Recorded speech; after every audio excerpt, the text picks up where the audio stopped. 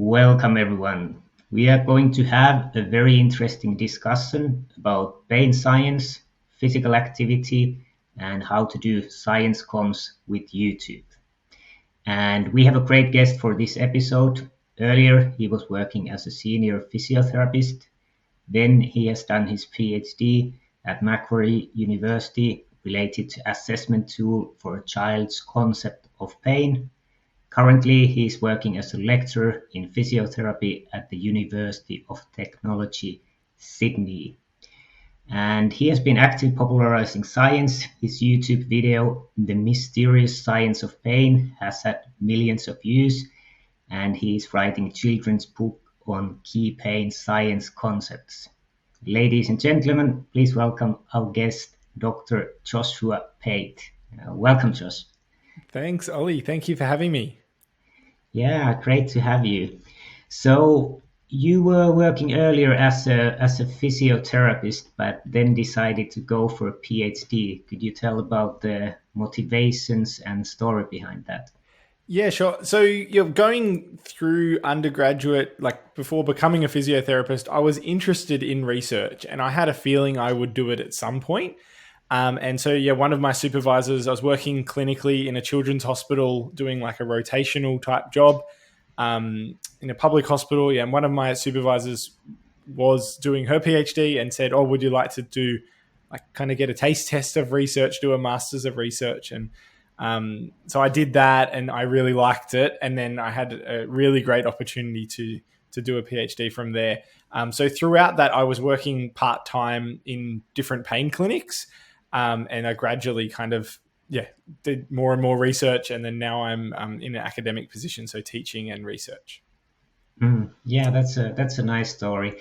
And before we go to science of pain, I would like to talk a little bit about your YouTube and science comms. Could you tell for us how did you end up doing some YouTube videos and how was the process? Yeah, so it's a similar thing in terms of what motivated me with my research questions. I was working in a pain clinic setting and seeing complex pain patient one after the other, and running group pain programs with a psychologist, and just being really intrigued by the psychology of like what influences our bodily movements and fear and different things like that. And every group pain program, we would tell very similar stories, similar education, the same kind of anecdotes. And I thought it would be great if it could be like a professional could make it. And so I pitched it to the TED Ed team, and we did one video on like, so because I wanted the map in your brain, like your homunculus. I wanted that animated. And that was, so they made a big thing about phantom limb pain. And then I did another one, The Mysterious Science of Pain, which you mentioned. And that's just been a really cool process of learning how to engage with experts at other things. I like to think I don't make a horrible PowerPoint presentation, but when you see a communication expert, like someone who has spent years just learning that, they are very, very good at animating. And there was a producer and a director and a narrator and a whole team of editors. And like just seeing everyone play their part in these kinds of projects has really inspired me to be involved more in this kind of science communication space. It's really fascinating. So that's interesting. So you said that you pitched the idea. So it was how did you go? Could you tell from the beginning? How did you find out about this, and how did the process go of them selecting this? Yeah, we actually, I wrote a paper about this with Lorimer Mosley about the different types of approaches to doing this sort of science communication. I think if you have lots of money up front, you can go and make your own. You could pay people, and we calculated it out. It was about 60,000 Australian dollars to do something like that for a 5-minute animation and a website and all of those things together. Whereas the like TED Ed is a not-for-profit, and they basically receive nominations and ideas, and so they have requests on their website, and I just went via that. I don't think. Yeah, like I think I was very fortunate to get chosen. I don't know, maybe there was no video in that space before, or something like that. But they're a brilliant team. And it's similar sort of story with the children's books I'm working on, like working with a publisher and an illustrator and the editors and the graphic designers and all of those different people who are creative professionals.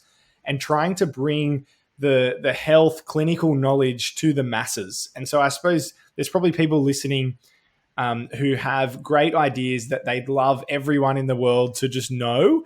And it's those kind of ideas that I think if you go to a communication expert in some sort of capacity, it's a really cool journey. And now we're doing research on those things, and it's exciting. So basically you just filled in the request form in the website and you were selected. So how would you say to other researchers who have ideas and what kind of things you think could fit into this TED education? Yeah, for their platform has, I mean, if you start watching their videos, you'll end up in a rabbit hole and watch thousands of them. But they have a specific way of pitching it, and it's very story based. And so as much as I wanted to hold on to my ideas, ultimately they're the publisher and they own the content.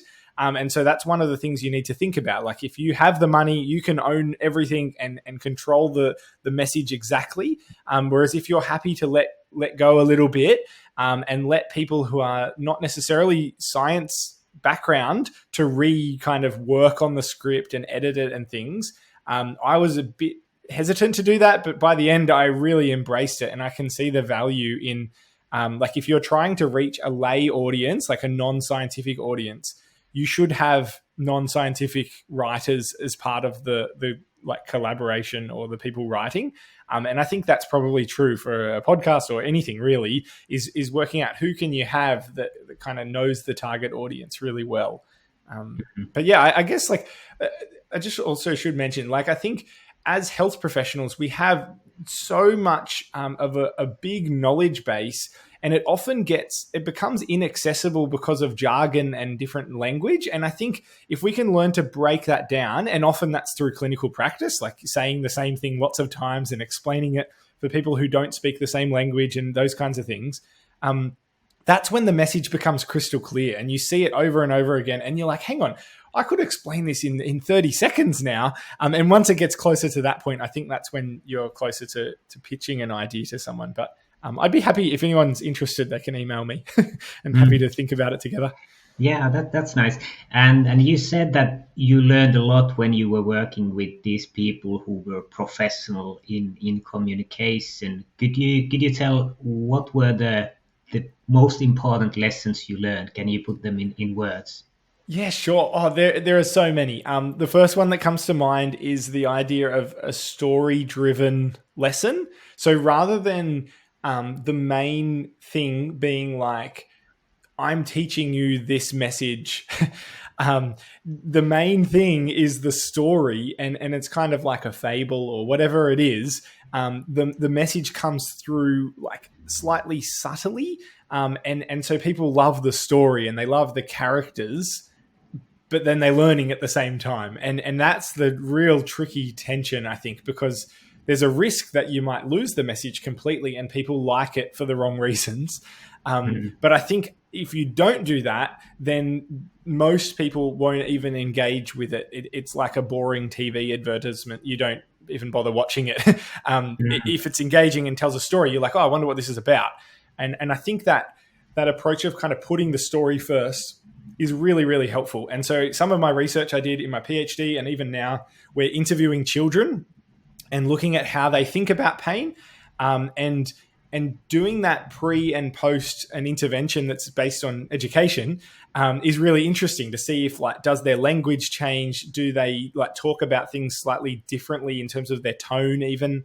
And will they communicate differently with their loved ones, their parents or family members, because of the education?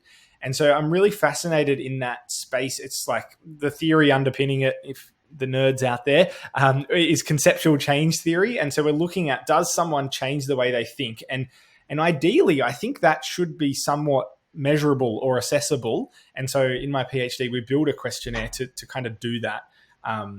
But yeah, it's a very tricky thing to use a questionnaire, as it's not a gold standard, obviously, but it's hopefully a helpful tool. Yeah. And if I go still back to the story thing, so there's probably a lot of ways to tell a story. The pain thing you can tell from you have the hero of the story or a person who happens something and feels, for example, the phantom pain. you could probably tell a story from the how did a researcher come to this conclusion, kind of telling the story of the discovery. What other ideas you have for telling story, and what kind of story you are using in your kids book? Yeah, sure. So I'll go with the TED Ed video that's had the most views, because that's probably it's a good starting point. I to be honest, I think the most successful story aspect of that is what the animators did without my involvement at all. So I don't take any credit for this, but they used it's not, I wouldn't say it's a dry script, but it wasn't overly exciting or story based. But they created this metaphor of the brain is like a queen, and the body, like there's like a castle is the nervous system, and it's trying to protect different areas, and there's different parts of the nervous system that function in different ways, and it's all subtle.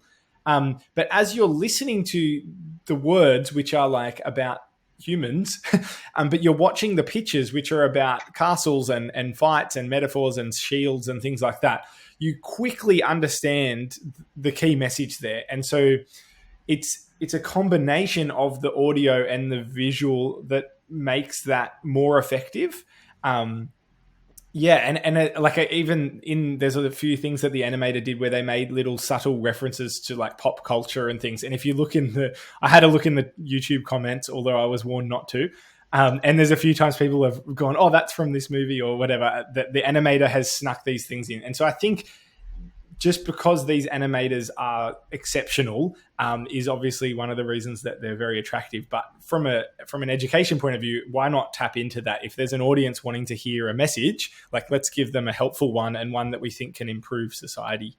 So then in terms of the children's books, it would have been pretty close to the start of my PhD, like maybe 2016, 2015 even, I had, there's a book called Explain Pain, and that's for adults, and I was working in an adult pain clinic, and I just remember the first time I saw a patient, and I didn't do any manual therapy, did no hands-on anything, just gave them lots of education. They learnt graded exposure, and they learnt to self-manage and treat, and like their long-term outcomes were like exceptionally good. And I just thought, like I had this crisis of I don't have magic hands and all of that sort of thing. And I remember like seeing that anecdotal power of education and then reading some of the data and going, wow, okay, it's looking pretty good for adults. It kind of sets the foundation for all these other treatments, like learning self-management strategies. But it's not there for kids, and the language is quite complex. And so I'd love to make a kid's version of that. And so I tried making a book, and it's just like, pain doesn't mean damage and damage doesn't mean pain, like pretty simple concept. Try and tell it as a story, maybe make it rhyme. I had a few ideas and started putting it together, and I was looking at self-publishing. And so this would be like all the dissemination would be on me as the content expert, not as the like designer or any of those other roles. So I'd be having to fill all these different shoes. And I think it went on for a couple of years of like, okay, I'm doing my research, but I'll try and work on this in the background. And then I met with a publisher, and I realized how much potential it could have. And so now the books are coming out in the next 6 months or so, and it's 5 stories in a box set, and they each focus on one particular learning outcome. And it's about a 10-year-old girl going through different adventures and learning different things on each adventure. And it's familiar, it's everyday, but at the same time, it's really interesting. And as in the kids who have interviewed find it really fascinating. Like there's one of the books is about virtual reality and going in the classroom. They go inside the human brain, and some of that sort of stuff. Like it's funny and it rhymes and it's silly and it ticks all those boxes. Like the illustrator is just brilliant. So there was a story again, and I think it's just grown so much, and to the point where it's driven by the key messages that have come out of qualitative research. We've got these messages, we've simplified them for kids, we've tested them in interviews, and so now we're ready to try them as an intervention. And so I guess what's most exciting for me now is we're looking at going to school systems and providing preventative education about pain, so that like stigma comes down, so that people don't hopefully tease kids as much when they're struggling with these invisible conditions like pain, where it's kind of like, it must be all in your head. I'm like, how can we reduce that? And potentially these books might have a role. So I'm really excited kind of looking 5 to 10 years down the track of where this could end, or could lead to, and hopefully keep building. Yeah, it's been a really interesting one. And I guess it all kind of has come back from the learning experience I had by working with other industry experts, has like kind of led to more and more kind of step by step. It's just grown and grown and grown and grown. It hasn't been, I had a great solution straight from the word go. A lot of it is other people's ideas. And I've just got to be a part of it.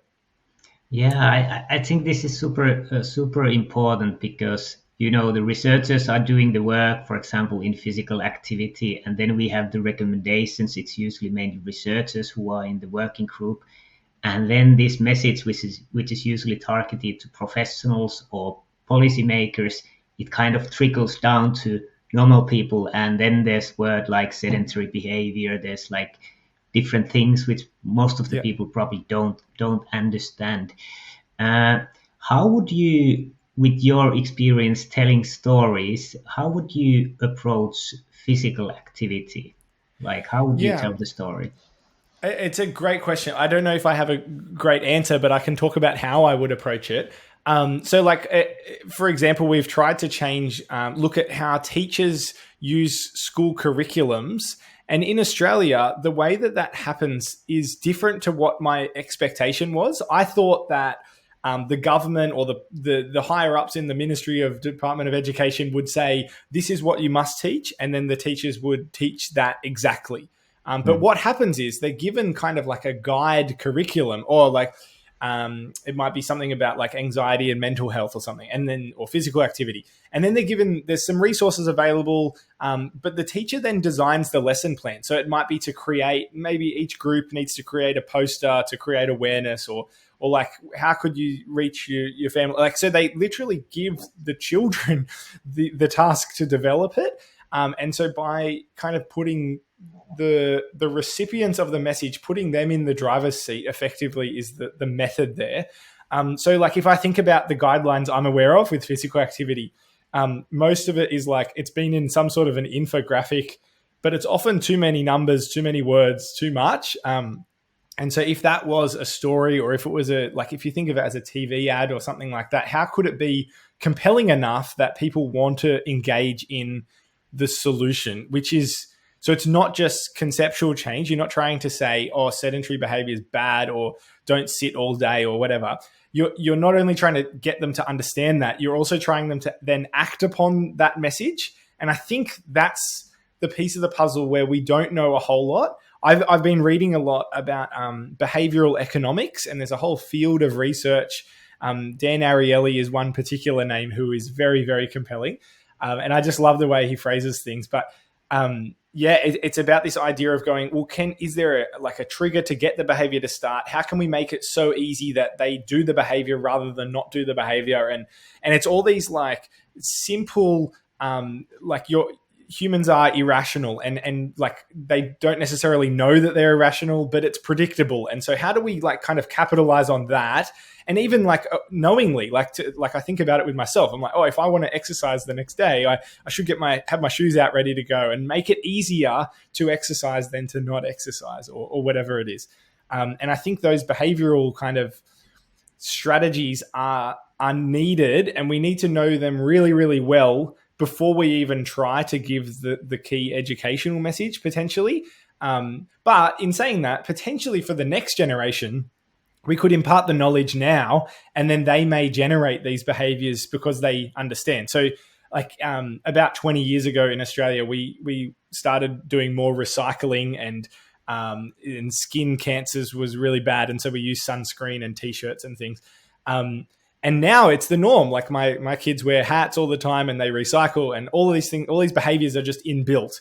And I wonder if is it at the public health level, like the education in schools, or was there a point at which, say, like my parents' generation were educated and they changed their behavior suddenly? And I think it's a combination, and it's probably murky and tricky to tease out. So that's a really long-winded answer. Basically, I don't know. But I think it's really an interesting question to tackle, because it's so important that people are physically active, but it's kind of hard to be physically active for the average Mhm. non-physio in the world, even for physios. And it's just about thinking, what are those key kind of steps to get there? And then how can you embed it in a journey or a story that someone wants to be like kind of relate to and be involved with?